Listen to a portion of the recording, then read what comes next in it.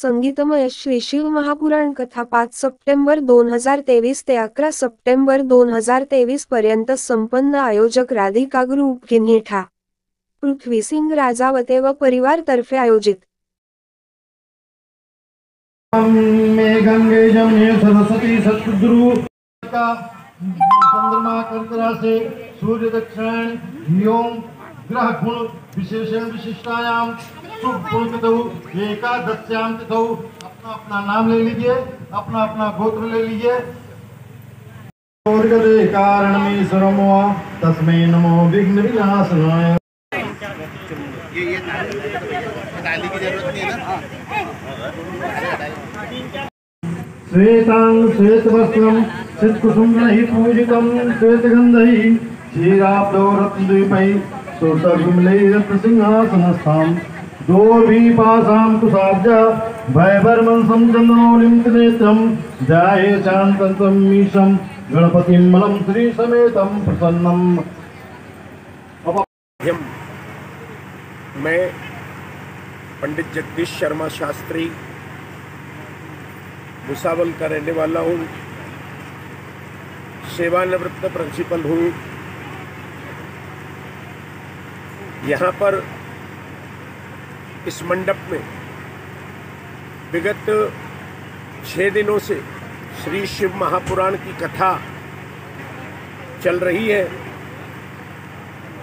Radhika group के संचालक आदरणीय ठाकुर पृथ्वी सिंह जी राजावत कुछ दिनों पहले भुसावल में श्री शिव महापुराण की कथा हमारी चल रही थी। उस वक्त उनका वहाँ पर आना हुआ, उन्होंने कथा सुनी और कथा सुनने के बाद कथा से थोड़े से वो इम्प्रेस हो गए और फिर अपने बच्चे को दूसरे दिन अपने साथ में लेकर के गए और उन्होंने निश्चय किया कि इन्हीं पंडित जी के द्वारा हमको कथा करानी है। कथा संपन्न होने के बाद में हमारे भुसावल शहर के नगर सेवक आदरणीय राजेंद्र जी आवटे, उनके पुत्र गौरव भैया आवटे, उनको लेकर के वो हमारे यहाँ पर पहुँचे और कहा, गुरुदेव मुझे आपकी कथा करानी है। मैं इनको जानता नहीं था, तो मैंने कहा भैया आप कहाँ से आए हैं? कहा हम किन्ही गांव से आए हैं। तो मैंने कहा किन्ही गांव में कथा कराएंगे? बोले हाँ। मैंने कहा आप रहने वाले कहाँ के हैं? तो बोले मैं राजस्थान से हूँ, लेकिन विगत 20-25 सालों से मैं किन्ही गांव में रहता हूँ और शिव महापुराण की कथा मैं आपसे ही कराना चाहता हूँ। मैंने कहा कब कराएंगे? तो उन्होंने जो है तो कहा कि आप मुहूर्त बताएं पंडित जी, शुभ मुहूर्त में हम कथा कराना चाहते हैं। तो 5 सितंबर का मुहूर्त हमने देखा। उन्होंने जो है तो स्वीकृति दी कि मुझे स्वीकार है। उन्होंने सारी व्यवस्थाएं पूछी, क्या क्या लगेगा, कैसा लगेगा, क्योंकि हमारा पहला अवसर है। फिर हमने उनको बताया कि ठीक है ये सब व्यवस्थाएं तो हम बता देंगे। सबसे पहले आपको जो है तो कथा के लिए पत्रिका इत्यादि बनवानी है, उसके बाद में टेंट वेंट की व्यवस्था करनी है। बरसात का मौसम है, वाटर प्रूफ आपको टेंट लगाना पड़ेगा और साउंड सिस्टम आपकी अच्छी चाहिए। जो कथा श्रवण करने के लिए लोग आएंगे उनके बैठने की अच्छी व्यवस्था होनी चाहिए और आपके रिश्तेदारों को बुलाइए, भाई बंधुओं को बुलाइए, आपके प्रेमी हितैषी जो होंगे उनको आप कथा श्रवण करने के लिए बुलाइए।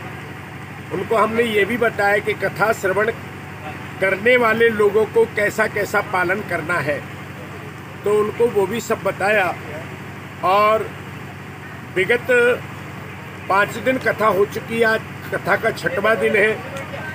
आज सभी ग्रामस्थ मिलकर के पार्थिव शिवलिंग का पूजन यहाँ पर करने वाले हैं। लगभग 150-151 नाम आ गए हैं लोगों के। विद्वान लोग यहाँ पर पार्थिव शिवलिंगों का पूजन कराएंगे और फिर लिंग विसर्जन की व्यवस्था है। कथा 5 दिन से बहुत अच्छी चल रही है।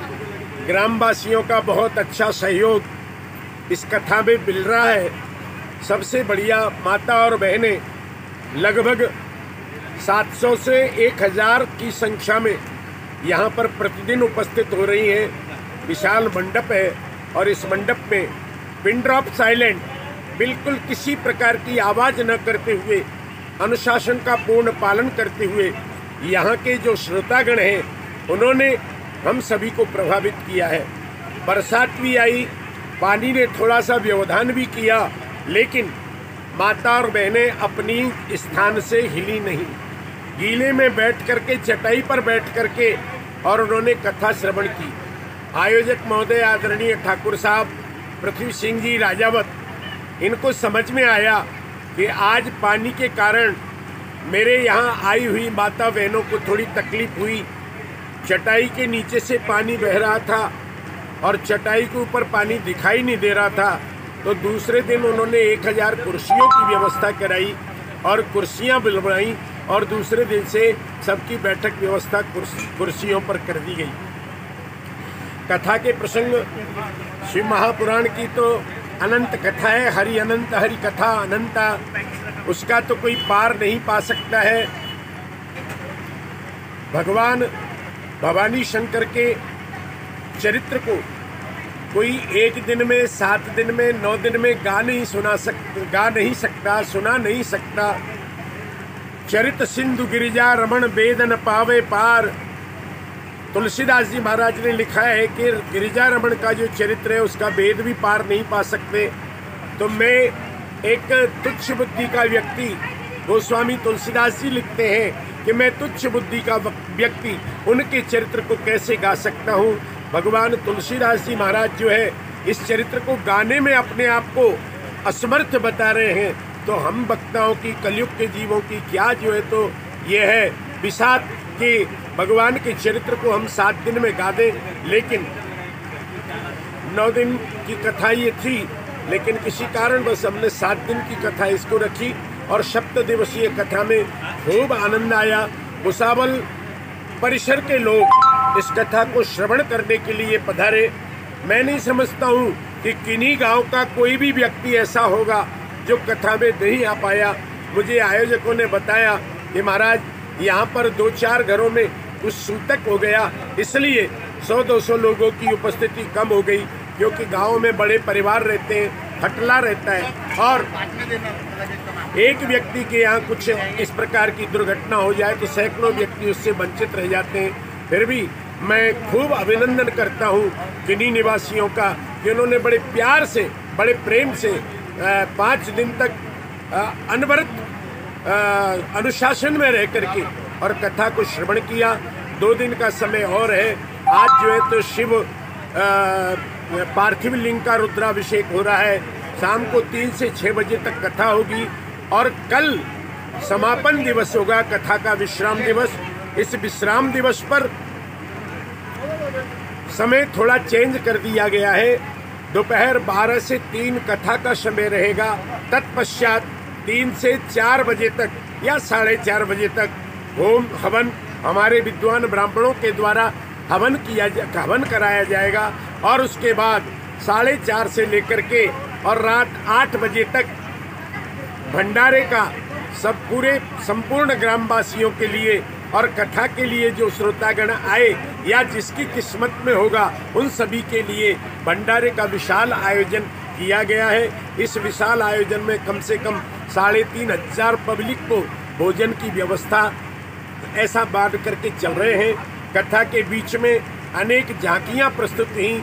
भगवान शिव का और पार्वती का विवाह हुआ, शिव पार्वती की झांकी बनी, शिव जी की बारात आई। बारात में किस प्रकार से भूत प्रेत इत्यादि गए थे, उन सबकी झांकियाँ यहाँ पर दिखावे के रूप में प्रस्तुत की गई। पश्चात गणेश जी महाराज का प्राकट्य, उनके जन्म उत्सव की जो है तो झांकी यहाँ पर प्रकट की गई और उसके बाद में भगवान गणेश जी का रिद्धि सिद्धि के साथ में विवाह हुआ, वो भी झांकियाँ यहाँ पर प्रस्तुत की गई। तत्पश्चात भगवान शिव की झांकी रोजाना बनाई जाती है, शिव और पार्वती की, क्योंकि दर्शनार्थी या कथा श्रोताओं को लगता है कि आज हम भगवान का दर्शन करके आए हैं। इस प्रकार से जो है तो भगवान की ये कथा बहुत अच्छी तरह से चल रही है। मैं भगवान शिव के चरणारविंदों में प्रार्थना करता हूँ कि भगवान ऐसे आयोजकों को खूब सद्बुद्धि प्रदान करे ताकि इस प्रकार की कथा सनातन धर्म की ज्योत को अखंड रखने के लिए हमारे देश में चलती रहे। जय जय श्री सीता।